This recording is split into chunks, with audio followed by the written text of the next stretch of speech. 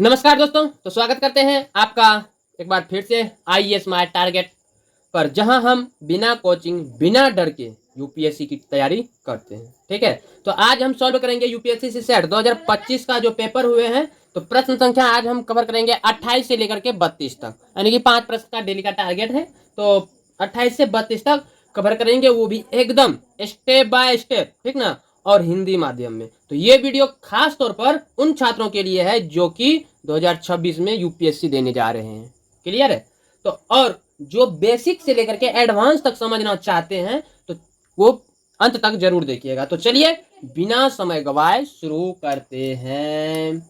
और हर सवाल को जो है कैसे सॉल्व करना है, सिर्फ यूपीएससी के तरीका से ही सॉल्व करना है, ठीक ना। तो पेन और कॉपी निकालिए और बन जाइए सीसैट का मास्टर। तो लेट्स क्रैक क्वेश्चन नंबर कितना, तो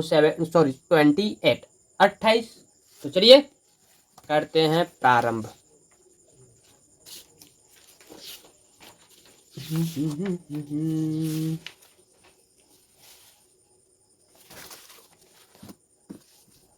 तो देखिए प्रश्न संख्या 28, प्रश्न संख्या 28 क्या कह रहे हैं आपके स्क्रीन पे लगा दिए, क्योंकि इनको थोड़ा सॉल्व करना पड़ेगा। नहीं तो देखते हैं, यदि शॉर्ट कट लगेंगे तो शॉर्ट कट में यहाँ खींच लेंगे, यदि सॉल्व करना पड़ेगा तो पीछे कॉपी रखें, इनको मतलब अच्छा से बना के सॉल्व करेंगे। तो अभी प्रश्न को पढ़िए। तो देखिए प्रश्न कह रहे हैं संख्याओं के n समुच्चय है जिनमें प्रत्येक में केवल 3 पूर्णांक है, जिनका की एलसीएम कितना है 1001 के बराबर है और एचसीएफ 1 के बराबर है। तो n का मान क्या है ये चीज डिसाइड करना है। तो 4 ऑप्शन दिए हुए। तो देखिए यहाँ पे एलसीएम पूछ रहे हैं ना, एलसीएम और एचसीएफ 1 के बराबर है, n का मान पूछ रहे हैं। तो देखिए n का मान क्या होगा, तो चलिए निकाल लेते हैं। तो इनका यदि हम गुणनखंड निकालें 1001 का, तो कितना हो जाएगा 11 7 गुना 11 गुना 13, ये इनका गुणनखंड हो जाएंगे। ठीक है, अब n का हमको मान ज्ञात करना है, जिसमें कि एचसीएफ बराबर कितना हो, तो 1 हो। तो याद कीजिए यहाँ पे इनका पहले गुणनखंड देखते हैं, अब इसमें कितना गुणनखंड आते हैं जिसका कि मान जो है 1 हो। तो 1001 का गुणनखंड कौन कौन सा है, 7 11 13, तो ये गुणनखंड है। प्रत्येक संख्या को जो है एक या अधिक प्राइम अगेंस्ट करेंगे पर ओवरलैप ना हो। ओवरलैप होंगे तो एचसीएफ बराबर 1 नहीं रहेंगे, कट जाएंगे, ठीक ना। तो इसलिए यहाँ पे कह रहे हैं एचसीएफ 1 रहने के लिए 1 के बराबर है। क्लियर? तो चलिए देखते हैं कौन कौन सा होगा।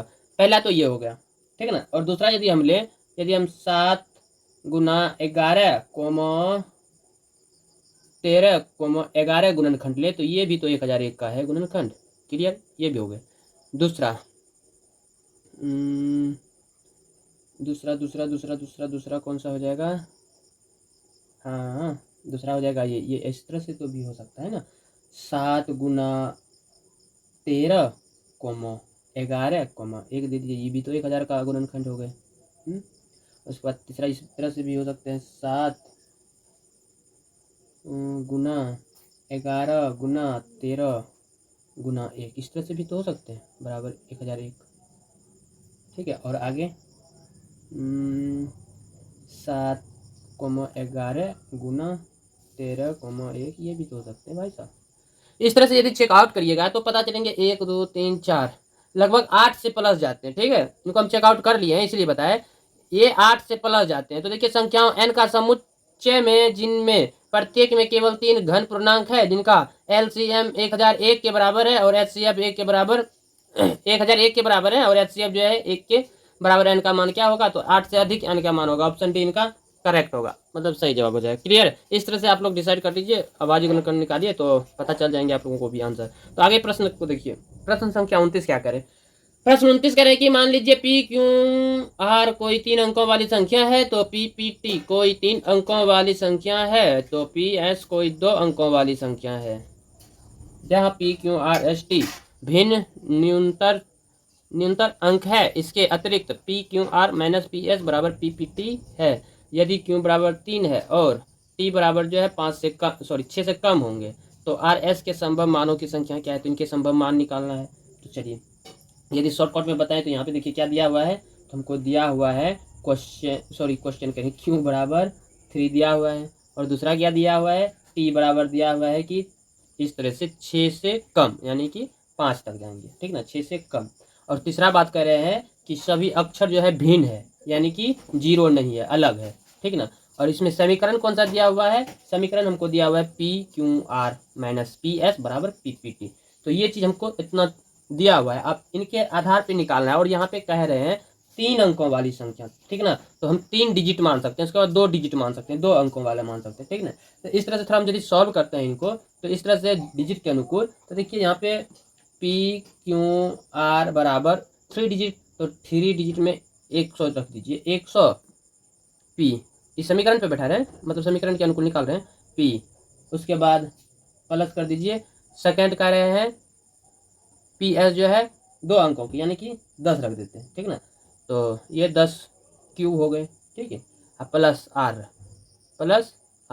इस तरह से हम इनको समीकरण में ला लिया। अब इनको हम यदि सॉल्व करते हैं, इनको यदि हम सॉल्व करेंगे तो PQR 100 P प्लस 10 P, तो इस तरह से ये सॉल्व करने के बाद PS बराबर आ जाएंगे 10 P प्लस S ये होंगे। उसके बाद क्लियर करिए, तो PPT बराबर 100 P plus 10 P plus T, और टोटल हो जाएंगे 110, यानी कि 110 बराबर 110 P प्लस T। तो अब जो है इनका समीकरण निकालना है, तो समीकरण में बैठाते हैं, ठीक है। चलिए इनके लिए कॉपी हमको निकालना पड़ेगा, तो चलिए कॉपी में इनको सॉल्व करते हैं। तो देखिए यहाँ पे प्रश्न जो है थोड़ा डिफिकल्ट लग रहे हैं, कोई नहीं, सॉल्व करके इनका आंसर तो पता कर ही लेंगे। तो देखिए प्रश्न संख्या 29 क्या कह रहे हैं। पहले इसमें जो दिया है क्वेश्चन 29 दिया है, क्या दिया हुआ है, इसमें दिया हुआ है शर्त कि क्वेश्चन, सॉरी हमको यह क्वेश्चन याद आ रहे हैं, क्या कि बार बार क्वेश्चन लिखते हैं ना इसलिए। तो क्यों बराबर दिया हुआ है कितना 3, और टी बराबर क्या कह रहे हैं, टी बराबर कह रहे हैं कि 6 से ये कम होंगे, ठीक है। और तीसरा बात कह रहे हैं इसमें कि भिन्न है, मान जो है इनका कोई तीन अंक वाली संख्या PS संख्या भिन्न है, मानों की संख्या कम क्या है भिन्न, शून्योत्तर अंक भिन्न है। तो इस तरह से कह रहे हैं भिन्न है, यानी कि 0 नहीं है, क्लियर है। तो समीकरण भी दिया हुआ है, समीकरण क्या दिया हुआ है, समीकरण यहाँ पे दिया हुआ है PQR माइनस PS बराबर PPT। तो अब हम पहले अंकों डिजिट पे डालते हैं, 3 अंकों वाली करें और 2 अंकों वाली, तो इस तरह का हम समीकरण अपने माइंड से सॉल्व करते हैं, ठीक ना। तो देखिए यहाँ पे यदि हम इस तरह का लाएं, तो PQR बराबर 100 P रख देते हैं 3 दूसरे डिजिट, उसके बाद प्लस रख देते हैं Q का मान 10, क्यों 2 डिजिट नहीं, सॉरी क्यों PS कोई 2 अंकों वाली होगी, ठीक ना। तो इनको 2 अंकों में दे देते हैं PQRS, बाकी 2 अंकों में इनको पहले देते हैं P नहीं होंगे, यहाँ Q होंगे ना, Q 10 प्लस R हो गए। उसके बाद PS बराबर हो गया आपका 10P प्लस S।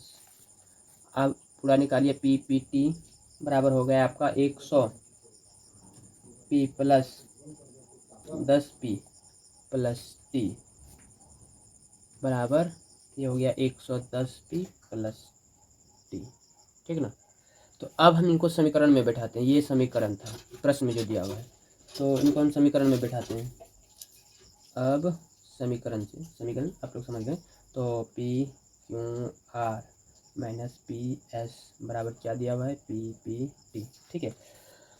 अब यदि हम यहाँ पे बैठाते हैं तो हमको क्या मिलते हैं PQR, तो PQR का क्या मान है यहाँ पे, तो PQR का मान क्या निकले हैं 100 P plus 10 Q plus R, ये है ना, ये किनका मान है, तो ये PQR का। तो PQR में क्या आ जाएंगे 100 P plus 10 Q plus R आ जाएंगे।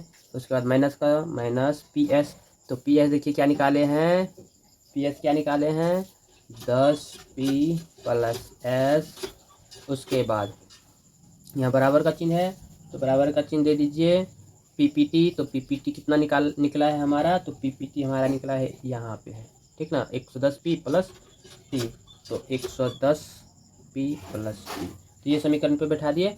अब जब इनको हम सॉल्व करते हैं तो देखिए हाँ 110 प्लस आर तो पी क्यू, यहाँ 3 अंक नहीं 2 डिजिट लेंगे ना, प्रश्न को अभी देखना है ना। P S Q P Q R 3 digit हो तो 3 डिजिट, यानी कि ये जो है 90 से कम ही होंगे ना, 90 इसलिए इसका सिंबल हो जाएंगे पी प्लस 10 क्यों आ जाएंगे प्लस आर, ई प्लस में इसका रहेगा तो माइनस एस, ठीक है, बराबर ये हो गया आपका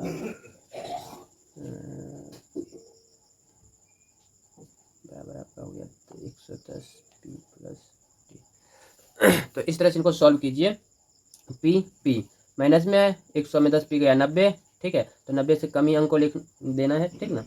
तो 90 आ गया, उसके बाद यहाँ देखिए 10 क्यों, इधर एस है तो यहाँ क्यों होता है, 10 का क्यों सीधा उतर जाएंगे, उसके बाद आर प्लस आर आ गए, प्लस में है इधर आए माइनस में, माइनस प्लस माइनस हुआ ना, तो माइनस बराबर। बाकी इतना छोटा मोटा चीज़ तो आप लोग जानते हैं, सीधा हम लिखते जा रहे हैं, ठीक ना, इतना डिटेल से समझेंगे तो लगभग बहुत टाइम लग जाएंगे। तो इस तरह से इनको सॉल्व कीजिए, plus 10 Q plus R minus S बराबर टी, ठीक है। तो अब यहाँ देखिए हमको क्यू बराबर क्या दिया हुआ है, क्यू बराबर 3, तो यानी कि ये बराबर हो जाएंगे 10 क्यू बराबर कितना हो गया तो 30, ठीक है।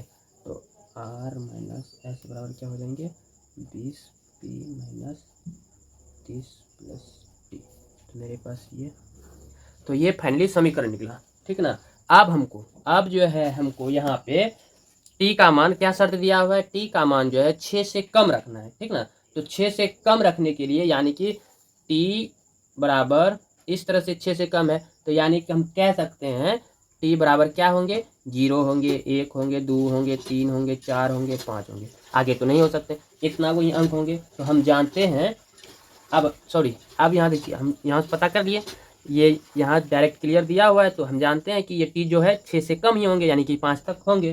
तो अब देखिए हम क्या कहेंगे, पी आर एस टी सभी जो है क्या है, पी आर एस टी सभी 1 से 9 के बीच ही होंगे। लाइक मान लीजिए जैसे आपका P comma R comma S comma T, ये जो है कितना होंगे, इस तरह से शुरू कीजिए, 0 से तो नहीं है, काहे कि 0 तो यहाँ बोले पहले भी, तो 0 छोड़ देते हैं, तो 1 से काउंटिंग कीजिए, 1 2 3 4 5 6 7 8 9, तो इस तरह से ये इन्हीं के बीच का कोई अंक होंगे ना, तो यानी कि इनसे बीच ही होंगे, क्लियर है। तो अब हम बारीकी से चेक करेंगे पी का मान रख करके, ठीक ना। तो यदि हम पी का मान 1 रखेंगे तो क्या कंडीशन आएंगे, चलिए मान रख देते हैं, माना पी बराबर 1 है, तो अब ये समीकरण जो है इस पे बैठा दीजिए, पी बराबर 1 मानते हैं तो क्या आ जाते हैं आर माइनस एस बराबर 20 इंटू यहाँ गुना हो जाएंगे, पी का मान 1 है तो 1 इंटू में आ जाएंगे माइनस 30 प्लस टी, ठीक है। तो अब इनको आप यदि सॉल्व कीजिएगा तो पता चलेंगे, क्या पता चलेंगे कि यहाँ पे अब सॉल्व आप लोग भी कर लीजिए, आर माइनस एस बराबर माइनस 10 टी होंगे, 10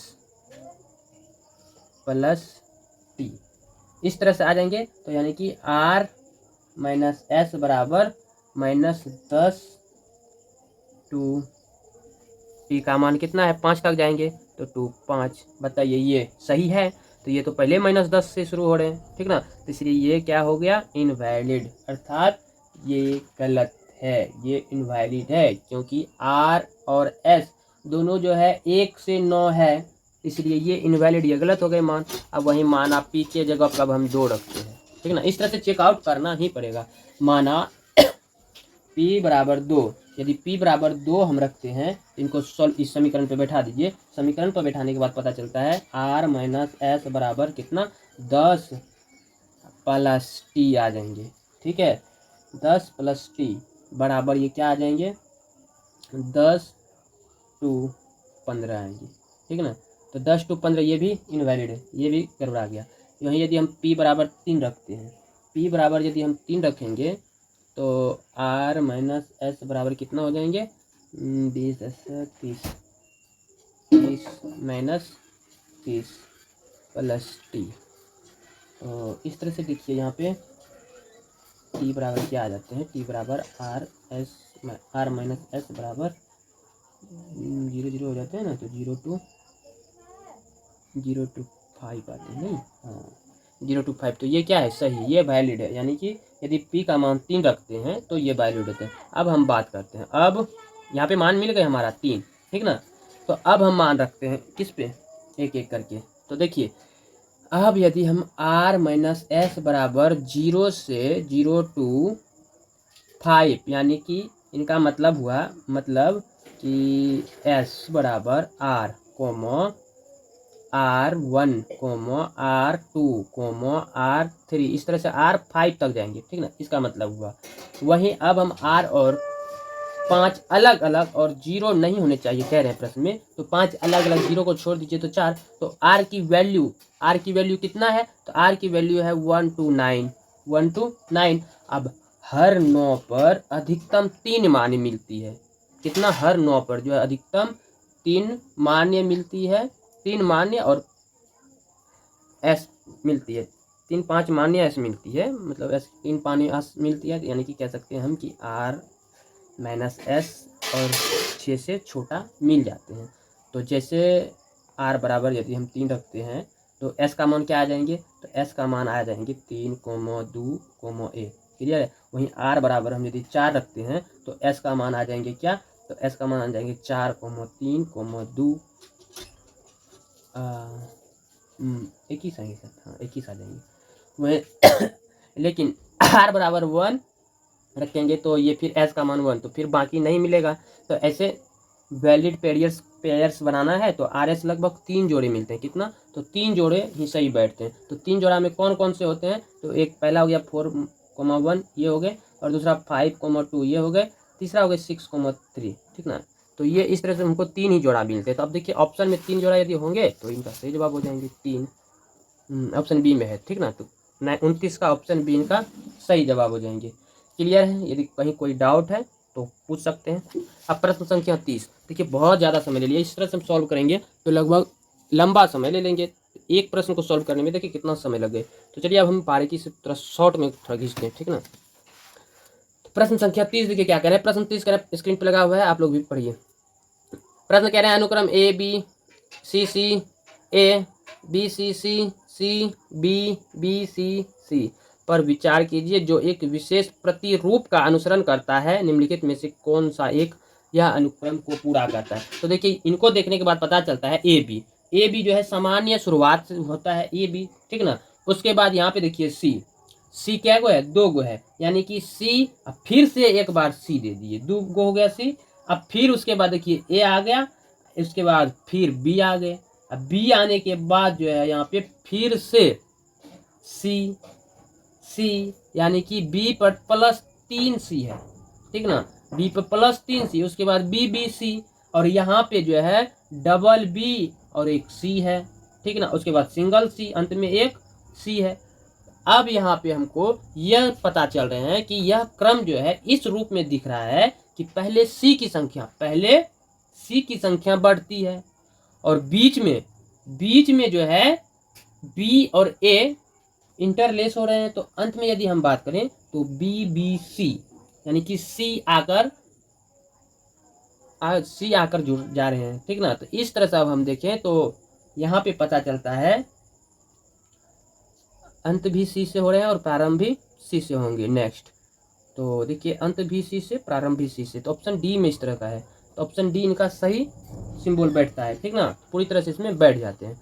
तो मेरे ख्याल से ऑप्शन डी इनका सही जवाब होंगे। बाकी आपके अनुकूल कौन सा प्रश्न होंगे जरूर बताइएगा। तो ये प्रश्न ये वीडियो थोड़ा लंबा हो जाएंगे क्योंकि अभी 1 2 3 ही प्रश्न सॉल्व किए हैं, लगभग ज़्यादा समय रही प्रश्न संख्या 29 को सॉल्व करने में। इनका ऑप्शन डी होगा मेरे ख्याल से, बाकी आप लोग भी डिसाइड कीजिए। अब परीक्षा एक दिया हुआ है, आप लोग भी पढ़िए, हम भी पढ़ते हैं इनको। दुर्भाग्यवश हमारे देश में परीक्षाओं के लिए शिक्षण और शिक्षा प्राप्ति ही हमारी विशिष्टता हो गई है, किंतु समाज की नई मांगों और भविष्य के कार्य क्षेत्र के लिए समीक्षात्मक और स्वतंत्र चिंतन कार्यकलाप से सीखने, उसी मुद्दे पर बहुविध परिप्रेक्ष्यों से प्रश्न पूछने, तर्क निर्माण के लिए साक्ष्यों का उपयोग करने और चिंतन और सुव्यक्तता की अपेक्षा है। तो उच्च शिक्षा को या तो सरकारी नीतियों का मात्र अनुच्चर या लोक मन स्थिति का निष्क्रिय उदारता नहीं होना चाहिए। तो उच्च शिक्षा प्राप्ति पूरी तौर पर यह है कि कैसे चिंतन किया जाए, ना कि क्या चिंतन किया जाए। तो शिक्षण का पुनराविष्कार आवश्यक है। तो यहाँ शिक्षा पे जोर दिया है। तो प्रश्न को देखते हैं, प्रश्न के अकॉर्डिंग आंसर देना है।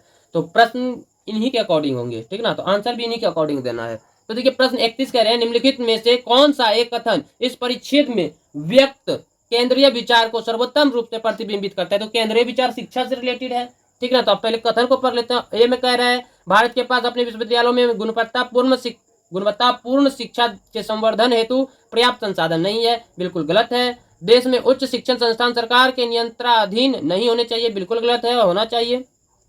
उच्च शिक्षा हेतु कक्षा, क्लासरूम, उपागम को हटा देना चाहिए।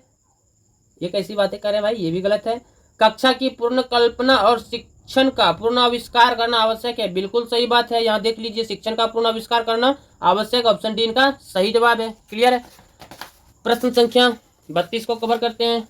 प्रश्न संख्या 32 देखिए क्या कह रहे हैं, उन्हीं के अकॉर्डिंग है, मतलब अनुच्छेद 1 के अकॉर्डिंग है ये भी प्रश्न संख्या 32। तो अनुच्छेद परिच्छेद के संदर्भ में निम्नलिखित पूर्व धारणाएं बनाई गई है। पहला कथन कह रहा है कि उच्च शिक्षा सतत विकसित होने वाला विषय है, जिसे समाज के सभी क्षेत्रों में हो रहे नए विकास के साथ पंक्तिबद्ध होने की आवश्यकता है, बिल्कुल ये सही बातें हैं।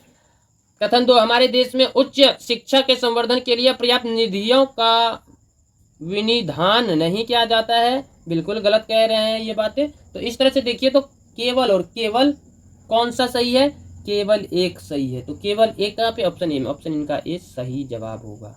अब कुछ लोग कह रहे होंगे कथन 2 क्यों गलत हो गए। देखिए कथन 2 इसलिए गलत हो गए कि देखिए इसमें जो कहा, तो परिच्छेद जब हम पढ़े तो परिच्छेद में शिक्षा के लिए धन के आवंटन या कमी के बारे में कोई जानकारी नहीं देता है। तो यह पूरी तरह से शिक्षा की प्राकृतिक उद्देश्य और शिक्षण अधिनियम की प्रक्रिया पर केंद्रित है परिच्छेद, ठीक ना। लेकिन यहाँ कुछ अलग ही बात कह रहे थे, इसीलिए हम इनको काट दिए, ठीक ना।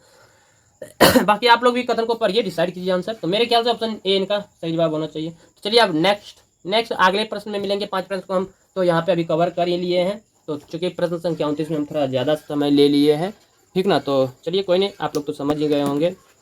बाकी तो दोस्तों ये थे प्रश्न संख्या 27 to 32, ठीक ना। 28 से लेकर के 32 तक का शानदार और सटीक हल। अगर आपको ये समझ में आया हो तो वीडियो को प्लीज लाइक कर दिया करो यार, प्लीज लाइक कर दीजिए और कमेंट में बताइए आपने कितने सवाल जो देखे आपको लगा कि ये आसान है या भारी है, ठीक ना। तो और कहाँ पर दिक्कत आई ये भी बताइएगा कमेंट में। तो अगले वीडियो में हम सवाल कौन सा कवर करेंगे, 33 से आगे 5 प्रश्न को, ठीक ना।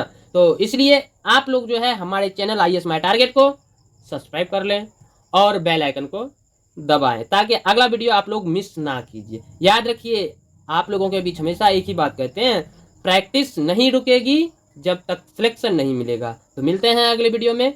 जय Hind, all the best, UPSC 2026 के वॉरियर्स।